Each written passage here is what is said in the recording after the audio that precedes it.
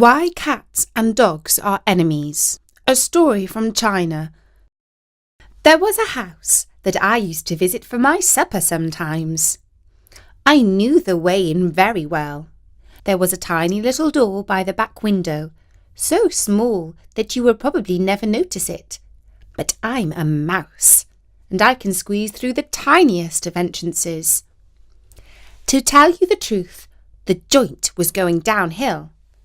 Every time I visited, there were fewer and fewer crumbs. It was hardly worth going there any more, and besides, there were dangers. They had a cat. This cat was getting skinnier and skinnier, and I should have known that he would be on the lookout for a tasty morsel such as me. This is how I got caught. I wasn't paying enough attention. I got distracted. Although I have a twitchy nose, I'm not nosy in the other sense of the word. I like to mind my own business. But one night I could not help overhearing an argument.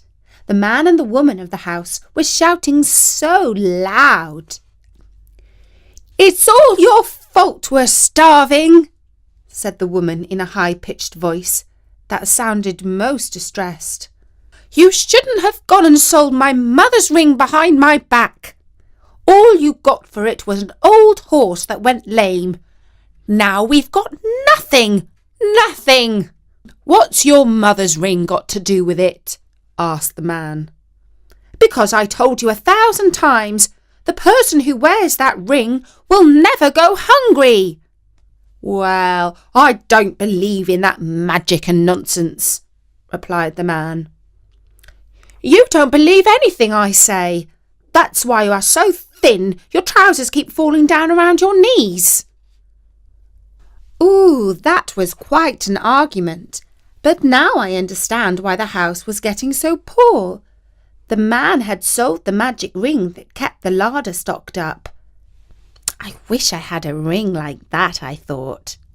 It was all so interesting that I hung around for a fraction too long. That was my big mistake. Bam! Everything went black. Am I dead or alive? I thought.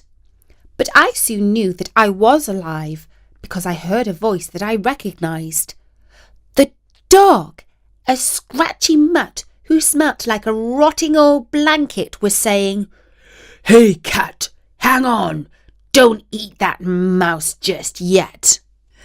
"Why should I?" whined the cat. "I haven't had a decent meal in days." "Neither have I," said the dog. "But the mouse will only satisfy your tum for a few hours. Let's be smart about this. He can help us fill our stomachs and our masters for the rest of our days." "Starvation has robbed your good sense," said the cat. "This is a mouse, not a hen. He can't lay eggs." No, woofed the dog. "That's not what I mean. The chief thing about a mouse is that, he's small." "Yes," said the cat. "And he can slip through the tiniest of holes." "So?" said the cat. "And if we take him to the house where the magic ring is now, he can slip inside and get it for us.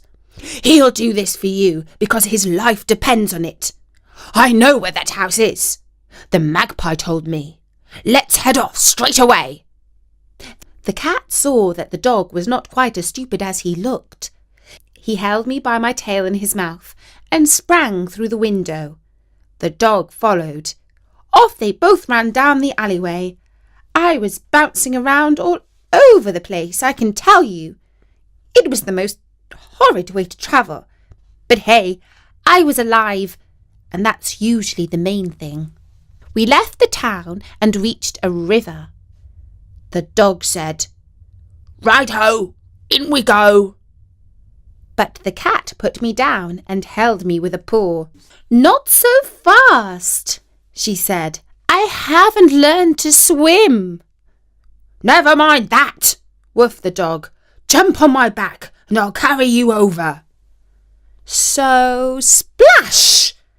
In we all went. The dog paddled to the other side, and from there it was not far to the house where the ring was to be found.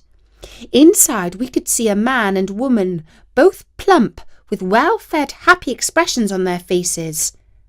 The dog said, "We've come to the right place. Let's hope she takes the ring off when she goes to bed." The cat prowled around the house, looking for a way in. There's usually one if you search hard enough. We found a tiny little hole.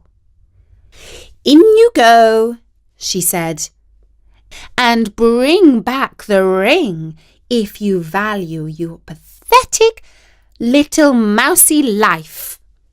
In I went, still glad to be alive, but not too optimistic about finding anything.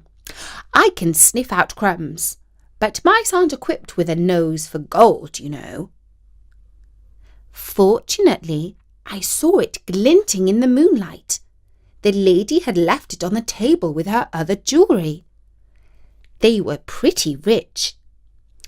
The man was probably some sort of government official. I seized the ring in my mouth and slipped back out again. "Here it is," I said. "I hope you are as good as your word." "Say goodbye to this cruel world, little mouse," replied the cat, with claws flashing in the moonlight.